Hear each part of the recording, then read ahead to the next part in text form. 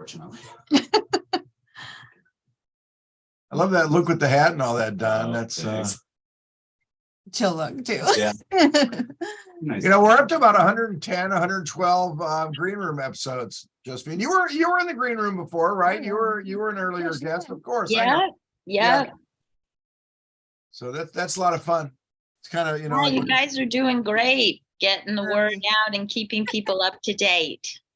you know, Hopefully. we do it for personal therapy. Yeah, That's it's our for sure. personal therapy time. Funny, I can watch my hair, like, you know, get longer and shorter. You know, so when you're like a morning show, They need to do a blood pressure cuff and watch it during the whole That's true. conversation of the really like green room, like at certain points. Yeah. I'm like, oh, it's like Katie Couric or something, you know, she had different hairdos through Yeah. the years and this and that, you know, because I really get- the clinic is, I guarantee you're not going to want to monitor my blood pressure through these talks. yeah, I'm well, we sure. we all joked of about it. us. Are we officially in the green room? Good Great. morning.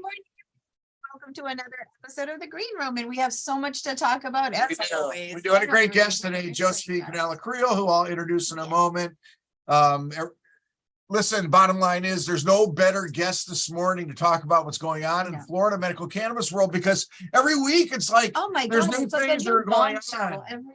seriously. It It's is. like all the time. It's like nonstop. I know. And I'm like, when is it gonna, it's like relentless. And I wanted to make sure that we talk about the flowery also, as I called it in my Facebook post, one of Florida's best kept secrets on the Okay. dispensary side. So great to have you. We got to start a little bit national first. And I want to give a shout out to Congressman Stubbe, who Yeah. that we read the article about his injuries His from his injuries. fall. And listen, We wish him a speedy we recovery. do No pain, pelvic nothing. fracture Yeah, and that's not three good. ligaments in the neck and rib fracture. No, So he took a big fall. He Twin does. teeth. That's he a does. So we really want to give him a shout out Yeah, and we wish him well in we his do healing. Wish him a speedy recovery. Right. And we don't have any documents here in the office. We've been through completely everything here. At home. Oh, you took him at home. You still Oh, have why them, would you you know. leave him in the office? But I think there's pertinence to the discussion, and we might as well move right into Florida and what's going on medical cannabis wise. Because listen, Josephine, you've been around long enough to know that the state doesn't cooperate with anybody when they decide to do whatever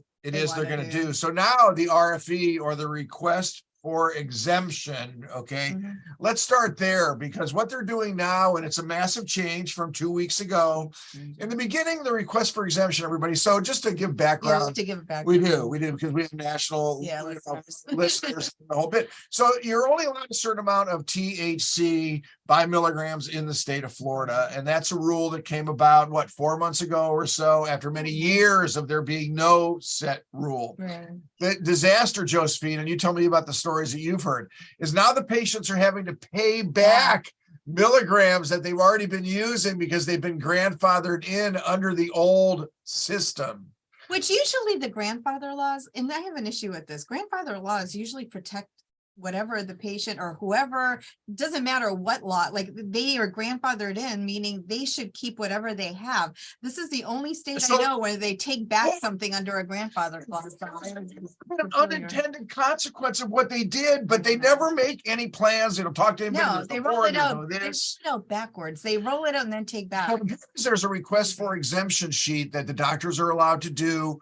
From the beginning, there was always the knowledge that they could request medical records. And that's why I bring it into this, because documents are documents. Yeah, HIPAA violations are HIPAA violations too. So there are doctors in the state that are extremely hesitant I agree. in handing over the patient's medical records to a And who- third I party. really want to know who the hell is looking at this. Now, Who is it? Like, is it a qualified person or is it somebody like whatever, doesn't know anything, is just looking for keywords? well, or we don't something like only that? give more money, right, Yeah.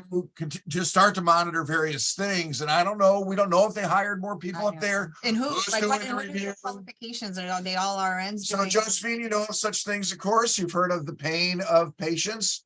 Any specific things you want to share on that angle? Because the RFEs, we knew were not going to be a rubber stamp process for long. And there are doctors around the Getting state rejected. that are getting rejected. Nick Garrelay from My Florida Green. And I think part of that is a function of some of the bad players that we have. Yes, absolutely. You know, because when all of a sudden you're inundated and flooded with requests for exemptions, I think that the department is probably in a position now to be wondering, well, which ones of these are valid and which ones of these are not. And Well, listen, unfortunately, Dara, so many other, like so many other things, the patients who need the exemptions are now the ones who are being hurt by what I call, and I know you call bad players as well. well, for sure. No, Dara spoke to it specifically, and I don't know if she used the word stench, but that's kind of the word that I've been using, because I think that's the impression that she gave us, that is how we're viewed now by many up in Tallahassee because of the bad actors. And I'll call them out specifically because of the Vera Hills of the world, okay? We put thousands of patients into the registry illegally and still have not been dealt with. Supposedly suspended from operations, but their doctors are still out there doing it. So and it's the lack of education, quite frankly, that goes on amongst the, and listen, got to call, it out for what it is. We take pride in what we do. We control what we do. But I think when, doctors are out there that don't have the same passion to deliver the quality of education, so it's hard to argue with the state in some ways. Got to play by the rules. I mean, it's not that difficult. And honestly, it's the integrity of the doctor and the doctor's practice. And for the ones that are rubber stamping things or just massively handing out these RFEs to the state, if I was the state, it's a flag. You have to wonder, why is one physician doing one a day and the other physician's doing 45 a day? Like, I mean, it's like night and day. We felt it was going to be a flag from the beginning, and an opportunity for doctors to take the rope that the OMI was handing out to literally hang yourself. And we set up a policy in our office from the get-go, and we followed that policy. And quite frankly, we haven't lost any patients by being very conservative with the RFE. We explain it, and I think that's no, but at least we explain it to the patient, and we say, like, this is by the state. So, we do need medical records. We do need this. And most of the patients, like 99% of them are fine with it. They understand it's not us, it's the state that's requiring it. They still want to be in the program. So they're following the rules too. But as Josephine said, we had a perfect example last week. A woman walked into our office and she had milligrams taken away because she was grandfathered under the clause, and she's a woman with serious ailments, and she was in tears. And, for somebody like that, this is where the state is not doing justice to the 800,000. Granted, there might be out of that 800,000 handfuls of people that do just want it for legal purposes, but there's a huge majority that really need it as medicine. And I want to know, under what guidelines does anybody who deems this a medical program have the right to take away patients' medicine? I want to see them limit Coumadin. I want them to limit Losartan. I want to see, how is that going to fly? It won't. But yet for cannabis, they're doing it. And I think that's an injustice to the medical marijuana program as a whole. That's my soapbox. No, we'll see what comes down. I mean, there has been illegal step. And I think a lot of, I also think with the way that it was rolled out, patients started freaking out. They just heard limit and went straight to their doctors requesting, these exemptions, when in reality, they weren't even using close to the limits that they were already provided. So, I know we like to blame the department and the legislature for a lot of the things that we see going on, but I think we also have to all take responsibility and move forward in a way with integrity. That's one of the reasons that I really respect your office, is because you really focus on the patient education. And sometimes we just need to educate our patients, like, yes, these emergency rules were put in place, and yes, these changes were put in place, but let's look at this, because in reality, it's really not impacting or affecting you. And that's the key for the majority of our patients. For sure. And you mentioned the emergency rules issue. We had an emergency call last night with our legislative doctor group, and that's an issue that came up again, is that we're still operating under emergency rules. Okay, 6 years into a program when, quite frankly, there are no emergencies in the medical cannabis program. There is some malfeasance, but the malfeasance should be taken care of directly and and individually. publicly and individually, and not let it trickle down to harming and No. damaging patients. Or harming the practices that do it with integrity. Well, that's right, you know. Yeah, and that's you know, just not well- fair. And even with that, like now we see, Representative Roach's new. So let's bill. go to the So next we'll go to- topic, Yeah, right? we'll go to the Roach's bill. So just start with that first one though. So the RFEs are a challenge to doctors right now. We really don't know what the state wants. They have asked for records. We don't know if it's our records they want, the old records from other doctors that we've obtained from patients that they So, want. I think they But my want point everything. is that sharing of records, is troublesome, and the state literally should have no right, no business to get in the way of the doctor-patient relationship. No, And and we'll continue to it's fight gonna for that. be- But we're going to yeah. follow the state's rules because unfortunately we're forced to be reactive to the state, Always. right? Always, rather than proactive and working along with the state. And once again, we have a new OMU director, and I know they don't watch the green room. I don't know, maybe they do. Who knows? But I want to offer an invitation. I want to offer an invitation to him or anybody from the OMU to come in to our office at any time. Yeah, sure. Come on into our office. I'm teasing. Come on into our office anytime and into the green room, quite frankly. Gene Jones, and I want to announce his conference, hopefully is going to happen June 2nd.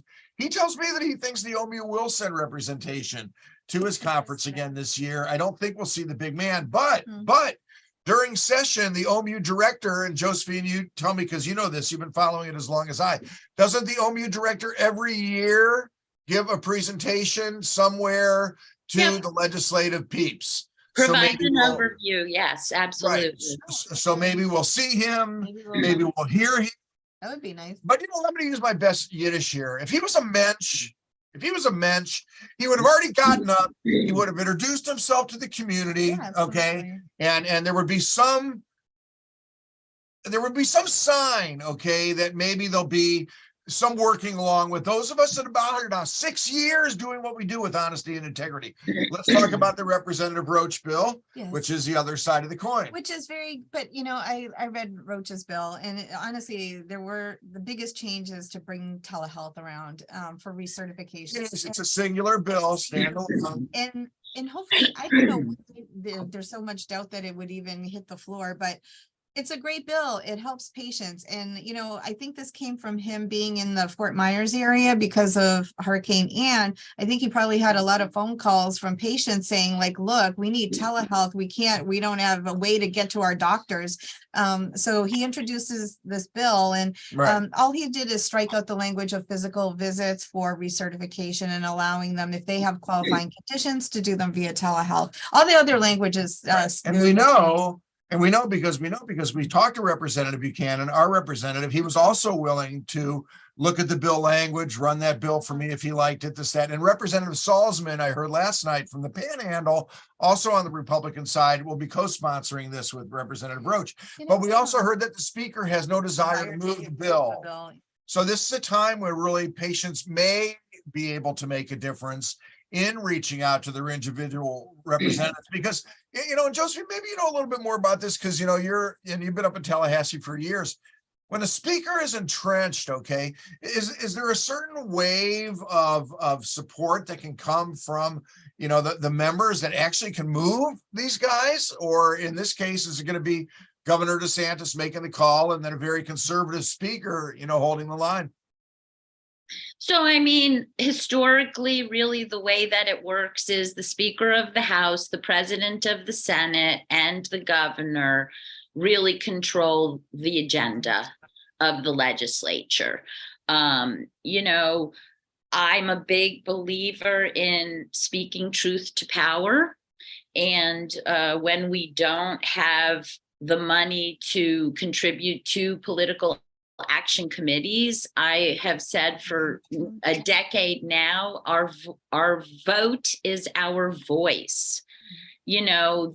One of the primary things that elected officials want is to be reelected, right? So we need to let our representatives and our senators know the things that are important to us, because as constituents, we hold greater power than I ever realized before I stepped into the cannabis advocacy space. You know, by and large, the program that we have today is because of the will of the people. You know, we stepped up and stepped forward and let them know that this is something, medical cannabis was something that we want passed, and we got it passed. Now, we've been in a stalemate for many years now. We've been on the offensive, you know, on the defensive. We have not really had the opportunity. I was going to say, you sound like a very confused Browns football fan. No, of course we've been on the defensive. And Josephine, thank you and everybody who was working early on in the process as you did. And you know, I always try to give all our OG Canna Warriors deference, because, you know, we've been swimming upstream forever. And I tell everybody, we're so lucky that we have the program that we voted on in 2016, notwithstanding the implementation phase that we're still going through under emergency rules. And that's why I tell everybody, make no assumptions that when we have a legal adult use vote to the positive, okay, that's going to go through Tallahassee quick and easy either. Of course, it's not going to go through Tallahassee quick and easy. There's going to be too many people with their hands up like this, okay, that are going to have their palms turned over like this. And that's going to take at least a couple of years. No one's going to just take 1 year as a payoff when you can get 2. Yeah, exactly. It's true. And to me, I mean, telehealth is a no-brainer. I've been asking, and I've been kind of like a broken record. You know, medical cannabis patients don't want special exceptions. They just want to be treated like everybody else. In the state. Sure, you know, employee protections, that needs to be really at the top of the list. With traditional medications, if somebody, you know, has to have a urinalysis and they test positive for an opioid, by and large, they just have to go to human resources and say, look, here's my prescription. I'm under a doctor's care. That's the reason why I tested positive. And they generally get exceptions, and they don't get fired. We don't see that happening with medical cannabis patients. Listen, of course, it's going to be on the top of my agenda every year until it happens, but that's not obtainable this year. No, it's not even obtainable this year. We won't even get a discussion this year. So we're not going to bring it up. We'll continue to bring it up. But here's telehealth. And I want to make this point very, very clear. The doctors have a one-page, believe it or not, that we want to offer to Representative Roach to even tighten it up a little bit more. We want it same office with a doctor affiliated with that office that has the availability of the medical records. We want that office to have to be Florida based. So we don't have these outliers in other states coming in and doing garbage recertification visits. So we want to actually tighten it up a little bit. Shelley Beasley, you'll love this one. Josephine, she wants to know if we can timestamp a picture, a selfie with the patient on the first visit, to actually show that you actually did physically see the patient. So my point is that we doctors want to make sure that the state, and they won't listen to us. That's what's so frustrating. We who are doing it legitimately want the state to understand that we want to tighten it up. That we want to make sure that the right thing is being done. If I can guarantee a standard of education, okay, that would go on in offices, then I would want to mandate that, but I can't. But there's certain simple rules that have to be followed. Absolutely. You know? Absolutely. And I think one of the other things I think we really need to pay attention, because in our space, we tend to have such a focus on cannabis related bills that sometimes we don't pay attention to the other bills that are introduced that can have a great impact. One of the things I think we're going to need to really keep a look at is bills introduced to raise the threshold to pass constitutional amendments in the state of Florida. Listen, Josephine, the most depressing thing right now about all of it is that there's a supermajority in the House, supermajority in the Senate, and quite frankly, Governor DeSantis, he's going to get what he wants. That's why I'm pleading, hoping, okay, and I don't pray much, but I'll add that too, that we're not on his culture war agenda in Tallahassee this year. And that's why Dara had me fearful, because there are advisors up there at the plaza level I love that expression. that seemed to have his ear. But here's my point. I made it to Representative Buchanan, and I think we need to continue to make it. The telehealth issue of tighten up doesn't give anybody more product, doesn't give anybody more potent product, and it doesn't grow the program because it's not for new patients. It's only for research. So it only makes it safer and more convenient, okay, for those patients already in the program. It should be a no-brainer. There's 800,000 constituents in Florida, red, blue, but they're all green, right? They all want this. And another thing that I expect that we're going to be seeing is some kind of legislation coming out regarding regulating all of the deltas that we see out there. That would be Please great. go, I because would you love know, to of course, It's love a that. controversial topic within the cannabis space. And quite honestly, I'm always a little frustrated when I'm put in a position where I have to like speak against the plant. No, but who leads that? Who leads that discussion right now in Tallahassee, Josephine? I mean, listen, I heard about what's going on over at Ag. Every hemp thing has been wiped off the Ag site. Apparently, from what I hear, you can't even apply for a license to grow hemp in Florida right now because all those applications have been taken down. As Well, you know, that is a big question mark that I would like to see clarified. Under Commissioner Freed, we did have the Hemp Advisory Board, and then we had the Medical Cannabis Advisory Board, which both you, Barry, and I were members of. And then, when Director Holly Bell left, it kind of all fell to the wayside. And we didn't really get clarity, even those of us serving on the board. So I'm hopeful that we do get a little bit more clarity, and that the voices of the people who have been doing this for a minute or two were brought into the conversation, because we have a lot of value to add. We have a lot of experience to who's add. qualified to lead the Delta 8 and the other? Who's qualified to lead that discussion in Tallahassee? I know they surely are not reaching out to those of us that are out here that are doing it every day. So that's a discussion that can go so wrong, okay?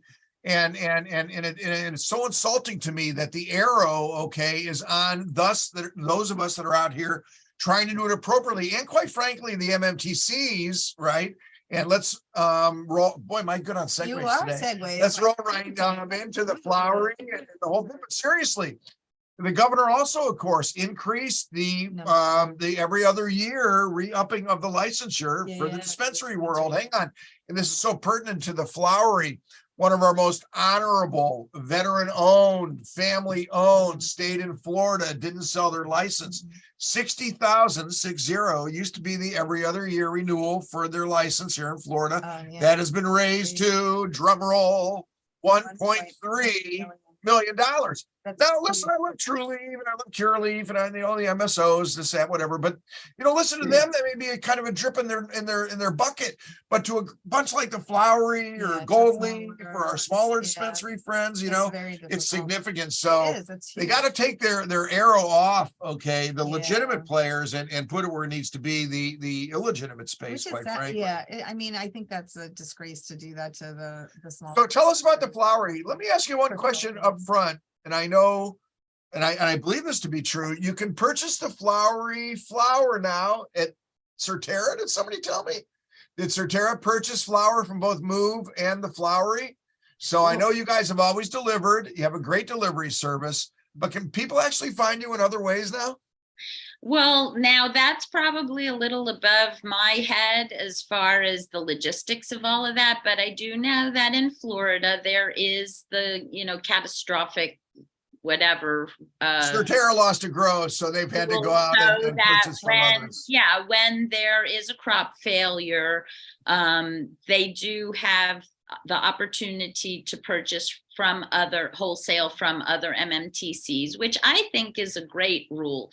It's important. We don't want patients to suffer if they go to one of the dispensaries due to something that happens, all of a sudden product's not available to them. So keep an eye out for the flowery flower. Tell us about the flowery, Josephine. And all right, this is going to be my favorite part. So I am honored to serve in the role of physician and clinical community relations for the flowery, alongside my colleague Brandon Limprich.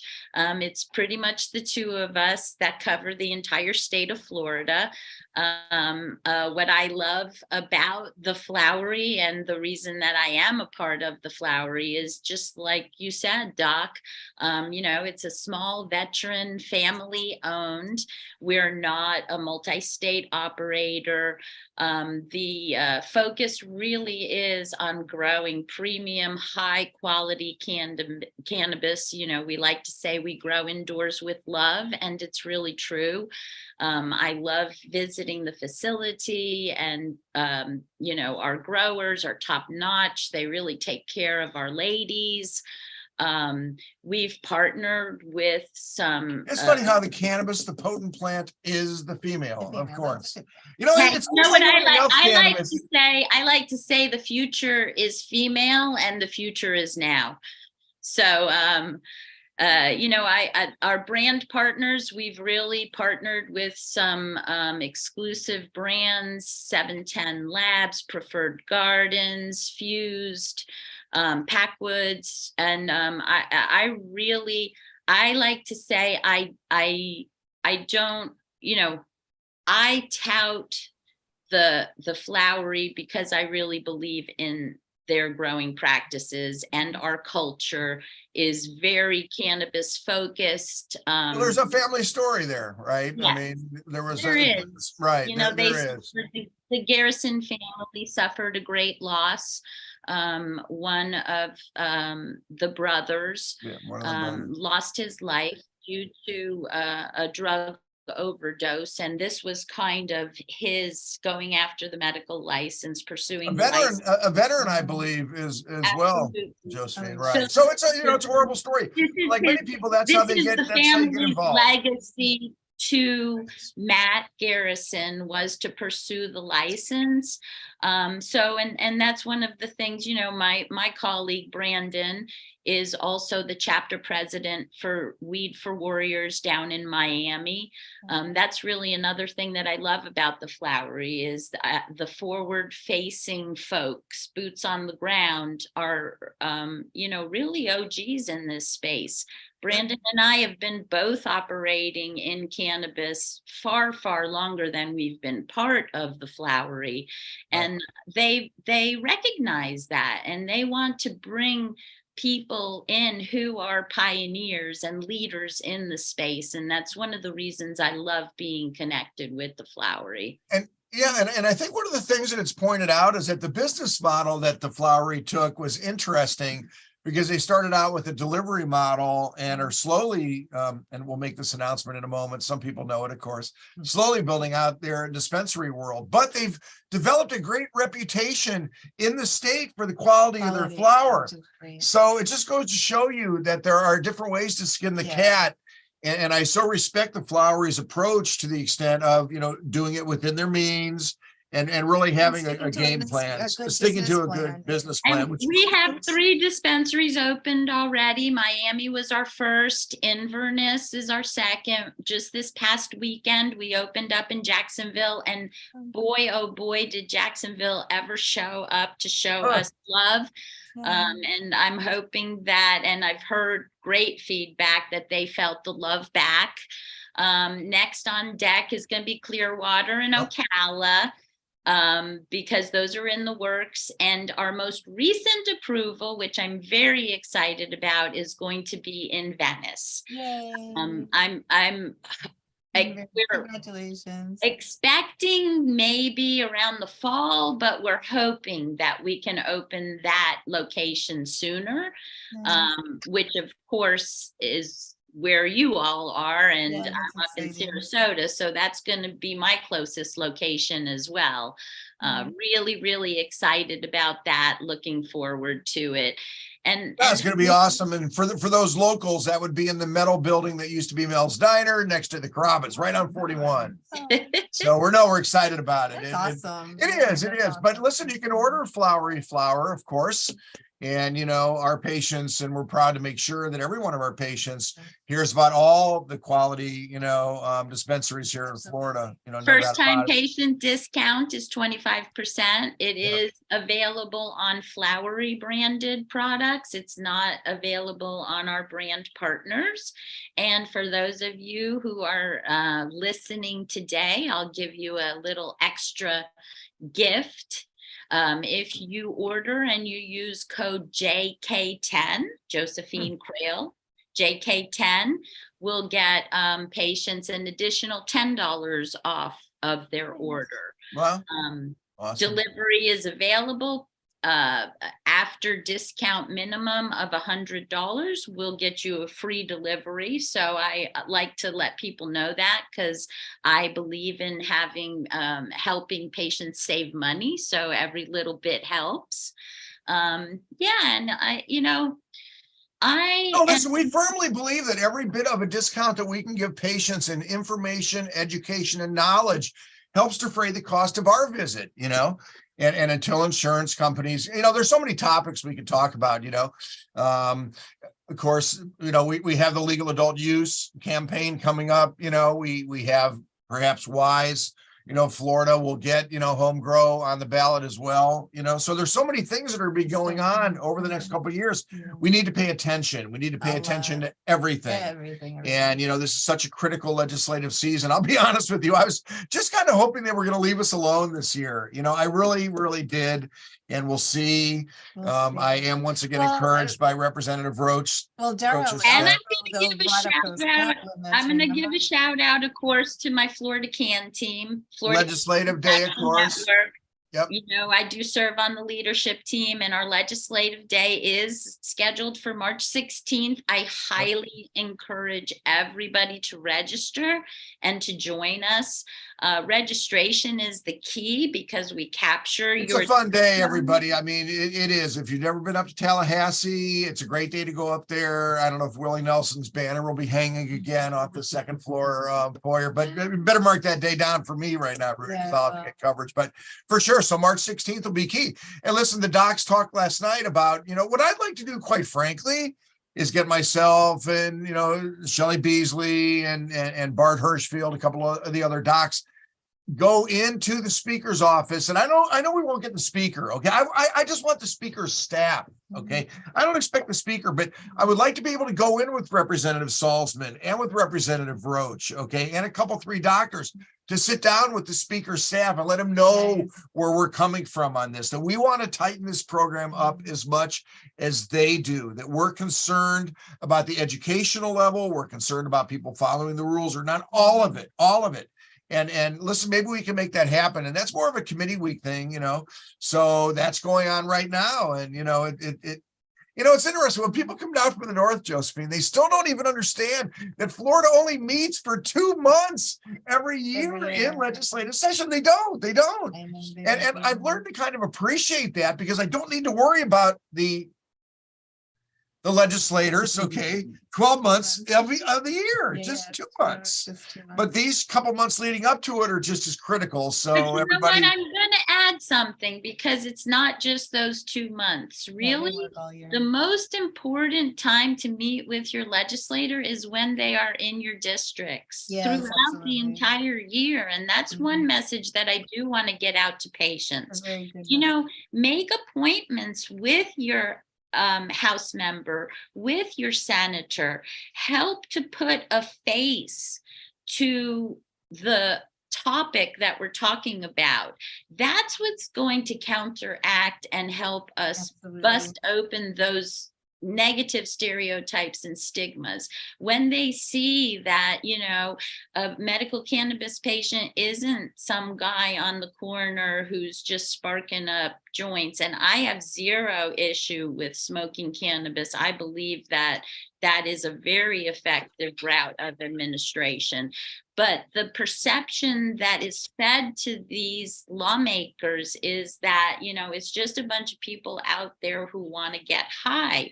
And, again, I don't really have an issue with folks who choose to use cannabis over things like alcohol. Safety, listen, it's about safety, it's about education, it's about regulation, it's about labeling, it's about testing. Talking about cannabis as medicine, which is the only legal access that we have in our state, I want to help our lawmakers understand that this is real. The benefits are real. This is saving people's lives in many cases. And I want them to see the faces, go into the dispensaries. It's not a bunch of young kids just trying to score weed. Your point about off session and off committee weeks, I mean, that is critical. And listen, we're hoping Representative Buchanan moves right into our complex. Yeah, he was looking at an office about 4 doors down or something like that. So that would be a wonderful thing. So we'd be able to meet with him all the time. Listen, so as always, of course, we have patience, but that's what happens in the green room. Josephine, as always, thank you so much for coming in and beautiful smile and offering us all the knowledge and information that you have. We will undoubtedly have you into the green room again, and have a great day. Stay safe and healthy. See everyone next week.